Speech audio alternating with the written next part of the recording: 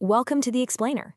Today, we're diving into a world that is completely invisible to the naked eye, yet it holds the secrets to basically every aspect of our modern lives. We're going to demystify digital forensics. We'll be looking at exactly how investigators piece together these incredibly complex digital puzzles to solve modern cybercrimes. It's this absolutely fascinating realm where hardcore computer science meets the grit of a classic detective novel. So let's get right into how it all actually works. Okay, let's kick things off with a question. Think about an action you probably take every single day. You drag a file to the recycle bin, you hit empty, and poof, it's gone, right? You probably feel this warm sense of digital privacy, thinking that terrible karaoke video or that highly sensitive financial document has just been permanently wiped from existence. But is that actually true? Well, here is the shocking truth, and honestly, it exposes one of the greatest myths of our digital age. When you hit delete, you aren't actually destroying the file. Nope, all your operating system does is mark that physical space on your hard drive as available to be written over. It's kind of like checking out of a hotel room. You might be gone, but all your luggage is still sitting exactly where you left it until the next guest arrives. The data itself, it remains completely intact. Until brand new data literally overwrites it, a skilled investigator can pull that supposedly deleted file right back from the dead. And this single underlying fact is basically the cornerstone of how we catch cybercriminals today. Which brings us to our first major section, the CSI of the virtual world, and investigating cybercrime. You know traditional CSI, right? The physical evidence, the yellow crime scene tape, the DNA swabs you see on TV dramas. Well, virtual CSI uses that exact same rigorous investigative discipline, but applies it to an entirely invisible landscape. So instead of securing a physical building, investigators are locking down digital devices and vast virtual networks. Instead of swabbing a doorknob for DNA, they're digging through recovered data, tracking IP addresses, and pulling up those deleted files we just talked about. It's the exact same mindset of a physical detective, just translated into the language of ones and zeros. Whenever a digital device is involved in a crime, and that could be a massive corporate hack stealing millions of credit cards or just a localized legal dispute between two business partners, investigators step in with four ultimate objectives. They need to figure out exactly who did it, what specific data they took or altered, the exact methods of how they did it, and the precise timeline of when it happened. These four questions are the absolute holy grail of any investigation. Why? Because without them, prosecutors have absolutely no case. I mean, if you know how a system was breached, but you can't definitively prove who was sitting behind the keyboard, it's a dead end. Answering all four questions is the only way to actually get a conviction. Now, to answer those questions reliably, investigators can't just go poking around a computer. They have to follow a strict, highly regulated process. Let's look at the four-step life cycle, from cyber attack to courtroom. This life cycle is essentially the narrative spine of solving any virtual crime. Because digital evidence has to actually stand up in a court of law, investigators follow these exact four phases: identification, preservation, analysis, and reporting. Let's break down exactly how this plays out in a real-world investigation. It all kicks off with step one, identification. This is the starting point of the hunt. Investigators have to scan the environment and identify literally any device, log, or data store that might contain a relevant clue. And these days, this footprint goes way beyond just a laptop sitting on a desk. Data hides in incredible places now. A suspect might have deleted their text messages, sure, but their smartwatch might still hold the notification logs. Or, get this, maybe an innocent-looking smart fridge has been secretly hijacked to route a cyber attack. Investigators have to find these sprawling digital footprints wherever they exist before they can even begin to follow them.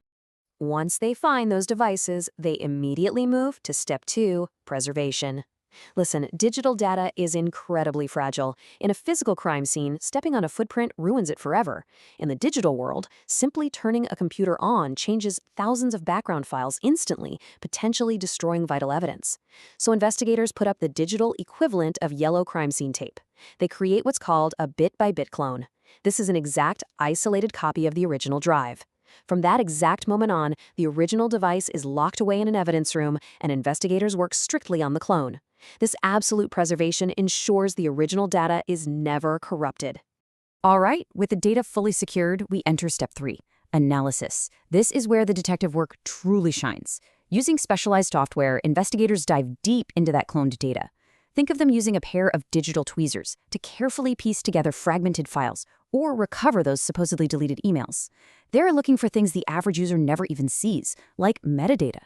Metadata can tell you the exact GPS coordinates of where a photo was taken, or the specific make and model of the camera used. They track complex internet histories and expose hidden malware, painstakingly putting this massive jigsaw puzzle back together, piece by piece. Finally, we reach step 4, reporting. All that brilliant analysis we just talked about, it means absolutely nothing if it can't be proven in court. This step acts like a locked briefcase. Investigators must translate all their complex technical jargon into a clear, concise report that a judge and jury can actually understand. And crucially, this documentation includes the chain of custody. This is a meticulous, minute-by-minute record proving exactly who handled the evidence, when they handled it, and what they did with it. The stakes here are immense. If that chain of custody breaks for even a single minute, the entire case can be thrown out of court immediately. But of course, the digital world isn't just one monolithic thing. Technology is literally everywhere, which means digital forensics has had to branch out and specialize to keep up. Let's look at these specialized branches. Because technology is so wildly varied, investigators have to specialize in completely different environments. You have computer forensics targeting your traditional hardware like desktops, laptops, and external hard drives to investigate data breaches or intellectual property theft. Then there's mobile forensics, a massive field focused entirely on the devices we carry everywhere.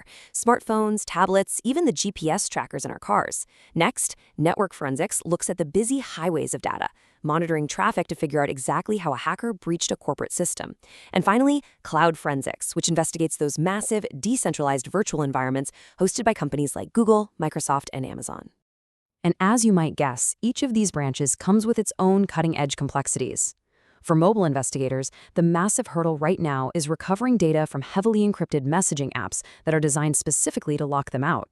For network specialists, the challenge is often detecting cyber attacks while they're still ongoing in real time, racing against the clock before the hacker can erase their tracks. And for cloud forensics, man, they aren't just dealing with technology, they have to navigate incredibly complex jurisdictional laws.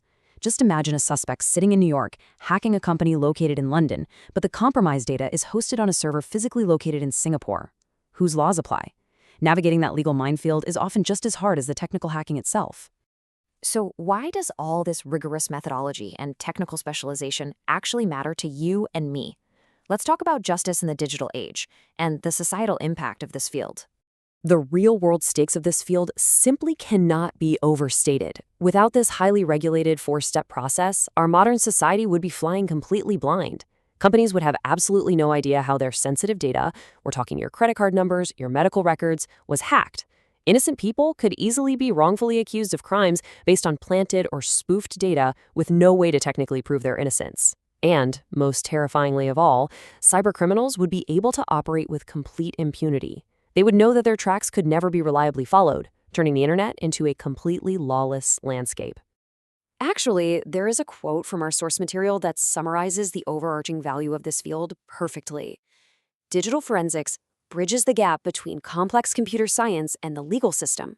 It takes the chaotic, invisible, and highly technical world of cyber activity and successfully translates it into undeniable, objective truth. It is literally the tool we use to uphold justice in a digital world. We have covered a tremendous amount of ground today, from bit-by-bit clones to the staggering legal complexities of the cloud. But I want to leave you with a thought to really chew on. Think back to the very beginning of our explainer. If the delete button doesn't actually erase your files but just marks the space as available, what kind of digital footprint are you leaving behind right now? Every single device you touch is constantly telling a story about you. Be mindful of your digital presence, stay curious, and I'll see you in the next explainer.